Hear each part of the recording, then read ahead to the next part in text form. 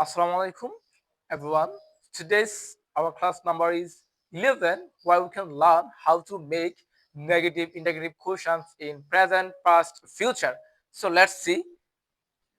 So আজকে আমাদের 11 নম্বরের ক্লাস আমি বলেছি যেখানে আমরা শিখবো কিভাবে হচ্ছে আমরা শিখেছি আগে কিভাবে প্রশ্ন করতে হয় বর্তমান অতীত ভবিষ্যৎ ঘটনাগুলো নিয়ে এবং সেটা কিভাবে হচ্ছে নেগেটিভ ইন্টাগ্রেটিভ করতে হয় সেটা আজকে শিখবো। ফর এক্সাম্পল আমি লিখেছি ডোন্ট আই গো, আমি কি যাই না।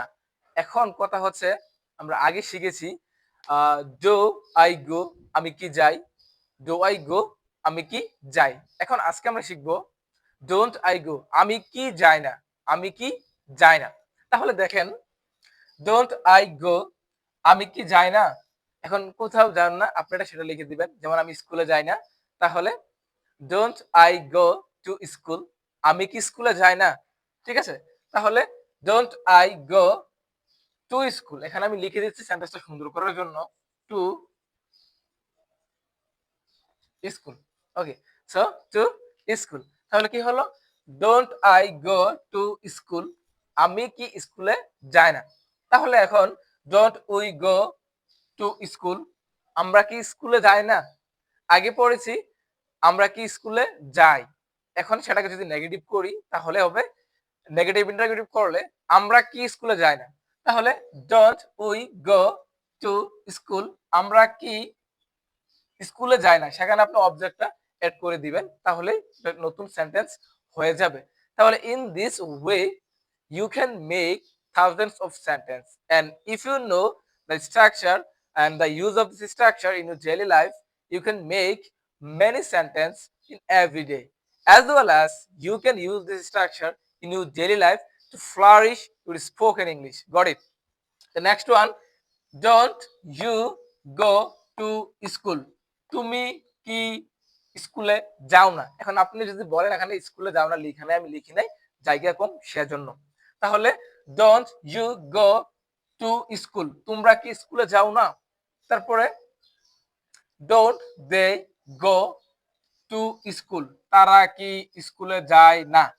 ঠিক আছে, এখানে একটা জিনিস আমি আপনাদেরকে একটু ক্লিয়ার করে দিচ্ছি, সেটা হচ্ছে এখানে লিখছি যায়, জায়কার যা রশি যায়, এবং এখানে লিখেছি জায়কার যা উদ্দেশ্য যায়।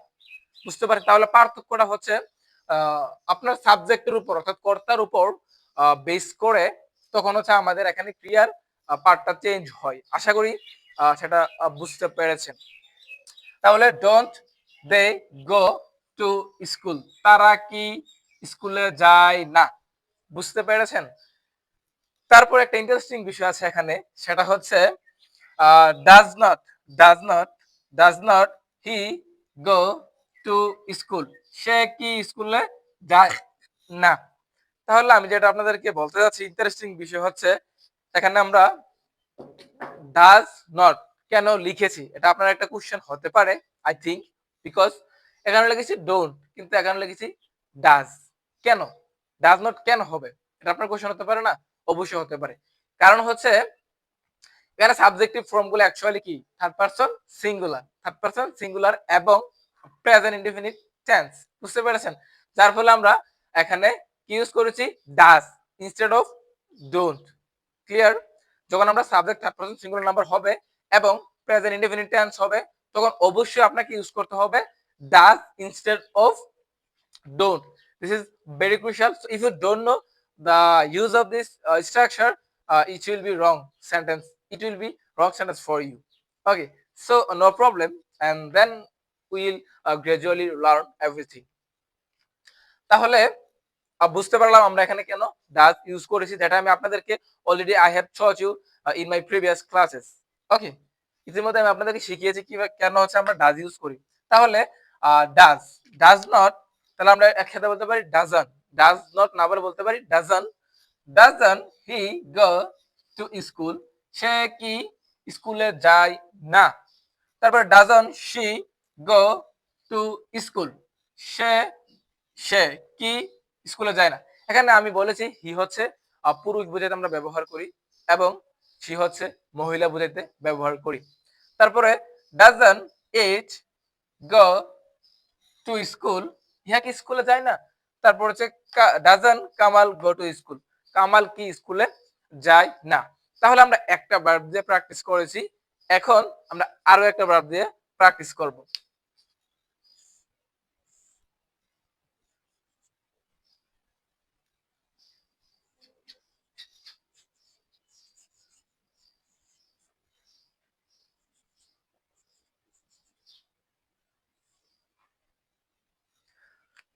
ড্রিঙ্ক করতো পান করা, ড্রিঙ্ক করতো পান করা। তাহলে দেখি আমাদের স্ট্রাকচারটা সেম থাকবে, জাস্ট আমরা শুধু মেইন ভার্বটা চেঞ্জ করে দেব, তাহলে আমাদের নতুন একটা সেন্টেন্স হয়ে যাবে।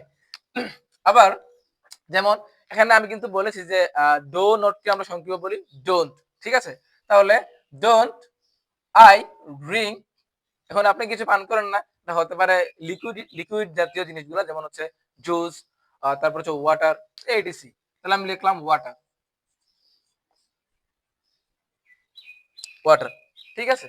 এখন ডোন্ট আই ড্রিঙ্ক ওয়াটার, আমি পানি পান করি, আমি কি পানি পান করি না? ডোন্ট উই ড্রিঙ্ক ওয়াটার, আমরা কি পানি পান করি না? এখানে আমি লিখতে গেলে সময় নষ্ট হচ্ছে, সেজন্য আমি লিখতেছি না। আমি আশা করি আপনারা বুঝতেছেন। But after watching my videos, if you have any query you can make it in my comment box. Inshallah I will try to answer your question without any doubt. Got it? তাহলে don't you drink water, তুমি কি পানি পান করো না? Don't you drink water, তোমরা কি পানি পান করো না? তারপর হচ্ছে ডোন্ট দে ড্রিঙ্ক ওয়াটার, তারা কি পানি পান করে না? তারপরে এখন চলে আসছে আবার ডাজ, বিকজ এটা হচ্ছে থার্ড পারসন সিঙ্গুলার নাম্বার এবং প্রেজেন্ট ইনডেফিনিট টেন্স।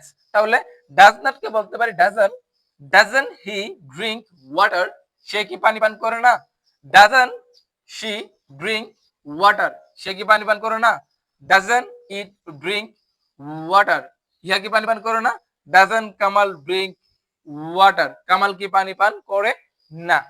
তাহলে আমরা শিখে গেলাম কিভাবে হচ্ছে নেগেটিভ ইন্টারগেটিভ কোশ্চেন করতে হয় প্রেজেন্ট টেন্স অর্থাৎ বর্তমানের যতগুলো ঘটনা আছে সেগুলো দিয়ে। আমরা আরো একটা ভার্ব দিয়ে প্র্যাকটিস করি, স্পিক। স্পিক অর্থ কথা বলা, স্পিক অর্থ কথা বলা। তাহলে আমরা যদি বলি ডোন্ট আই স্পিক, আমি কি কথা বলি না? এখন হতে পারে কারোর সাথে বা কোথাও, জাস্ট আপনার পরে বাকি জায়গাগুলো আপনার ওটার সাথে অ্যাড করে নেবেন সেন্টেন্সের সাথে। জাস্ট আমি মেইন ফর্মুলাটা আপনাকে ভালোভাবে বুঝিয়ে দিচ্ছি। তাহলে ডোন্ট আই স্পিক, আমি কি কথা বলি না? ডোন্ট উই স্পিক, আমরা কি কথা বলি না? ডোন্ট ইউ স্পিক, তুমি কি কথা বলো না? ডোন্ট ইউ স্পিক, তোমরা কি কথা বলো না? ডোন্ট দে স্পিক, তারা কি কথা বলে না? ডাজন হি স্পিক, সে কি কথা বলে না? ডাজন শি স্পিক, সে কি কথা বলে না? ডাজন ইট স্পিক, ইহা কি কথা বলে না? ডাজন কামাল স্পিক, কামাল কি কথা বলে না? তাহলে আমি আশা করি আপনারা বুঝতে পারছেন কিভাবে নেগেটিভ ইন্টারগেটিভ কোশ্চেন তৈরি করতে হয় বর্তমানের ঘটনাগুলো দিয়ে, ঠিক আছে? এখন আপনাকে খুব বেশি প্র্যাকটিস করতে হবে। Practice makes a man perfect, আপনারা জানেন এবং আমি প্রায় সময় এই কথাটা বলে থাকি। কারণ আপনি যদি প্র্যাকটিস না করেন তাহলে অবশ্যই আপনার ইংলিশ ডেভেলপ হবে না। That's why you have to practice as much as possible by you. And এটা হচ্ছে আমরা বর্তমানে যত কিছু করি সেগুলা হচ্ছে আমরা এইভাবে তৈরি করতে পারি। আমরা এতক্ষণ শিখেছি কিভাবে বর্তমানের ঘটনাগুলো দিয়ে বা কথাগুলো দিয়ে নেগেটিভ ইন্টারগেটিভ কোশ্চেন তৈরি করতে হয়। এখন আমরা শিখবো কিভাবে অতীতের কথাগুলো বা ঘটনাগুলো দিয়ে নেগেটিভ ইন্টারগেটিভ কোশ্চেন তৈরি করতে হয়। Let's see. সেটা হচ্ছে আমরা যখন প্রেজেন্ট টেন্স ইউজ করছি তখন হচ্ছে ডোন্ট ইউজ করছি, ডাজন্ট ইউজ করেছি। এখন যদি পাস্ট টেন্স তাহলে হচ্ছে ডিড ইউজ করতে হবে আমাদেরকে। কি ইউজ করতে হবে? ডিড। তাহলে আমি বললাম ডিড নট, না বলে আমি বলছি ডিডন্ট। আমি বলতে পারতাম ডিড নট আই গো, আমি কি গিয়েছিলাম না। এখন কোথায় গিয়েছিলাম না? স্কুলে। কিন্তু আমি এটাকে ডিড নট না বলে বলছি ডিডন্ট। কেন বলেছি? আপনার স্পিকিংটা সুন্দর হওয়ার জন্য, ডিডন্ট। ঠিক আছে? তাহলে আমি লিখে দিলাম to school. Okay, to to school. তাহলে didn't I go to school, আমি কি স্কুলে গিয়েছিলাম না। এখানে স্কুলটা অ্যাড করে দিবেন শুধু জাস্ট, তাও আমি লিখে দিচ্ছি স্কুল। ঠিক আছে, এটা আপনি বুঝে নেবেন। Didn't I go to school, আমি কি স্কুলে গিয়েছিলাম না। বুঝতে পেরেছেন? একটু আগে বলেছিলাম আমি কি স্কুলে যাই না। এখন বলতেছি আমি কি স্কুলে গিয়েছিলাম না। ঠিক আছে? তাহলে didn't we go to school. আমরা কি স্কুলে গিয়েছিলাম না। তারপর হচ্ছে didn't you go to school. তুমি কি স্কুলে গিয়েছিলে না। Didn't you go to school. তোমরা কি স্কুলে গিয়েছিলে না। Didn't they go to school. তারা কি স্কুলে গিয়েছিল না। তারপর হচ্ছে ডিডন্ট, এখানে ডাজ নট হয় না কারণ এটা প্রেজেন্ট টেন্স না পাস্ট টেন্স। ডিডন্ট এটা কেটে দিলে আমরা পারি, এখানে একটা লিখলে হয় আমাদের। ঠিক আছে, পুরোটা সেম একই একই হবে, সমস্যা না, এখানে কোনো ডিভাইডেশন নাই। তাহলে didn't he go to school. সে কি স্কুলে গিয়েছিল না। Didn't she go to school. সে কি স্কুলে গিয়েছিল না। Didn't it go to school. ইহা কি স্কুলে গিয়েছিল না। Didn't Kamal go to school. Kamal কি স্কুলে গিয়েছিল না। বুঝতে পেরেছেন? সেম, বাট আমরা স্ট্রাকচারটা একটু চেঞ্জ করে দিয়েছি, আমাদের নতুন অনেকগুলো সেন্টেন্স হয়ে গেছে। তবে আরেকটা বার আমরা প্র্যাকটিস করি সেম ভাবে। ড্রিঙ্ক, ড্রিঙ্ক করতো পান করা, কি পান করি, ওয়াটার। তাহলে এখানে লিখে দিলাম ওয়াটার, ওয়াটার। ঠিক আছে, তাহলে ডিডন্ট আই ড্রিঙ্ক ওয়াটার। আমি কি পানি পান করেছিলাম না। এখানে আপনি পুরোটা চেঞ্জ করে নেবেন একটু, যেমন আমি কি পানি পান করেছিলাম না, যেহেতু 12টা চেঞ্জেস আমি লিখতেছি না, আপনি এটা বুঝে নেন, আপনি খাতায় লিখে নেবেন। ঠিক আছে, ডিডন্ট আই ড্রিঙ্ক ওয়াটার। আমি কি, এখানে ওয়াটার মানে পানি, আর পান করেছিলাম না মানে হচ্ছে ড্রিঙ্ক, ড্রিঙ্ক মানে পান করা, আর যেহেতু এটা পাস্ট টেন্স তাই পান করেছিলাম না, যেহেতু নেগেটিভ আছে সামনে। তাহলে ডিডন্ট উই ড্রিঙ্ক ওয়াটার। আমরা কি পানি পান করেছিলাম না। Didn't you drink water. তুমি কি পানি পান করেছিলে না। Didn't you drink water. তোমরা কি পানি পান করেছিলে না। Didn't he drink water. সে কি পানি পান করেছিল না। Didn't she drink water. সে কি পানি পান করেছিল না। Didn't it drink water. ইয়া কি পানি পান করেছিল না। Didn't Kamal drink water. Kamal কি পানি পান করেছিল না। তাহলে অবশ্যই আপনারা বুঝতে পারছেন। আরেকটা ভাব দিয়ে প্র্যাকটিস করি আগের মতো। স্পিক, স্পিক অর্থ কথা বলা, স্পিক অর্থ কথা বলা। তাহলে আমি যদি বলি ডিডন্ট আই স্পিক, আমি কি কথা বলেছিলাম না কারো সাথে, হলে উইথ হিম তার সাথে, বা উইথ কামাল কামালের সাথে, বা উইথ রহিম রহিমের সাথে, অথবা উইথ ইউর কাজিন তোমার চাচার কাজিনদের সাথে, তারপর হচ্ছে উইথ ইউর টিচার তোমার শিক্ষকের সাথে, whatever it is, just you can add here and then you can make thousands of sentence. Didn't I speak with my teacher, আমি আমার শিক্ষকের সাথে কথা বলেছিলাম না, আপনারা অ্যাড করে নেবেন। তাহলে ডিডন্ট আই স্পিক, আমি কি কথা বলেছিলাম না। ডিডন্ট উই স্পিক, আমরা কি কথা বলেছিলাম না। ডিডন্ট ইউ স্পিক, তুমি কি কথা বলেছিলে না। ডিডন্ট দে স্পিক, তারা কি কথা বলেছিল না। ডিডন্ট হি স্পিক, সে কি কথা বলেছিল না। ডিডন্ট শি স্পিক, সে কি কথা বলেছিল না। ডিডন্ট ইট স্পিক, ইহা কি কথা বলেছিল না। ডিডন্ট কামাল স্পিক, কামাল কি কথা বলেছিল না। তাহলে বুঝতে পারছেন আপনারা কিভাবে অতীতের সবগুলো ঘটনা বা কথাগুলো আপনি নেগেটিভ ইন্টারেক্টিভ কিভাবে করতে হয়, আপনারা আশা করি বুঝতে পেরেছেন। তারপরে কোশ্চেন থাকলে বলবেন। তাহলে আমরা এখন শিখবো কিভাবে ভবিষ্যতের কথাগুলো দিয়ে নেগেটিভ ইন্টারোগেটিভ প্রশ্ন তৈরি করা যায়। ঠিক আছে, লেটস সি। এটা হচ্ছে আমরা লিখে নিয়েছি, এখানে আমি আর কি এর করুন, এখানে লিখছি উইল নট।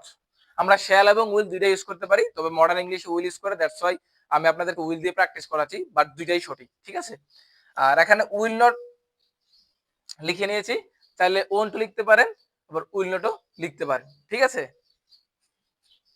তাহলে আমি যদি বলি যেমন উইল নট, সেটাকে আমি ওন্ট লিখে নিই, তাহলে আপনাদের জন্য সুবিধা হবে। হ্যাঁ,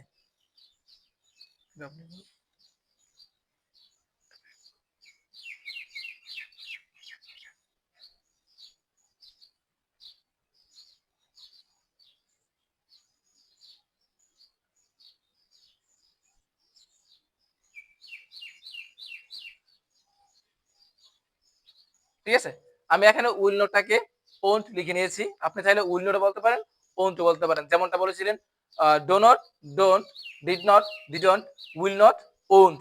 ঠিক আছে, তাহলে ওন্ট আই গো, দেখো আমি স্কুলে যাব না, টু সেম আগেরটার মধ্যে দেখো এখানে আমরা সাবজেক্টের আগে অক্সিলারি ভার্বটা অর্থাৎ চেঞ্জ করে দিয়েছি, এখন আমাদের নতুন করে সেন্টেন্স হয়ে গেছে। যেমন এখানে হচ্ছে উইল নটের বদলে আমি লিখেছি ওন্ট, ঠিক আছে? তাহলে won't I go to school, আমি কি, এখানে লেখা দিই স্কুলে,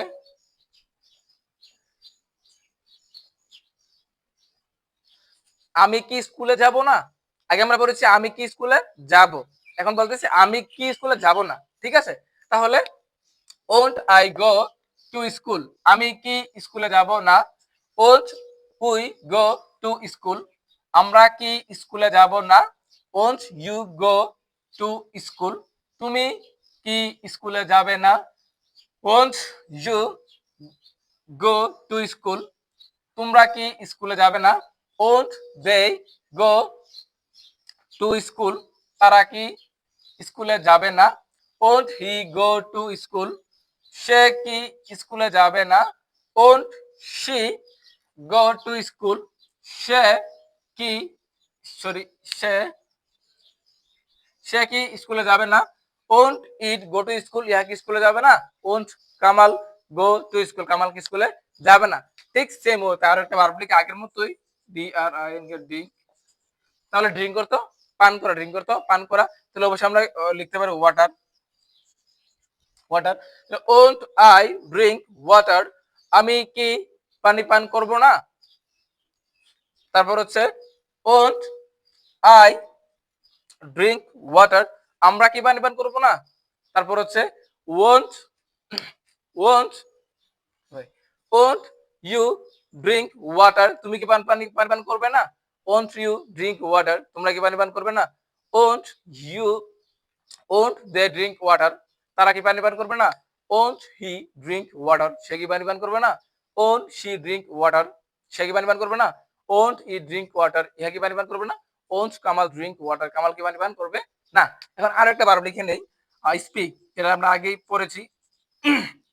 স্পিক অর্থ কথা বলা, তাহলে ওন্ট আই স্পিক, আমি কি কথা বলবো না। আগে আমরা শিখেছি ওন্ট আই স্পিক, আমি কি কথা বলবো। এখন ওন্ট আই স্পিক, আমি কি কথা বলবো না। ওন্ট উই স্পিক, আমরা কি কথা বলবো না।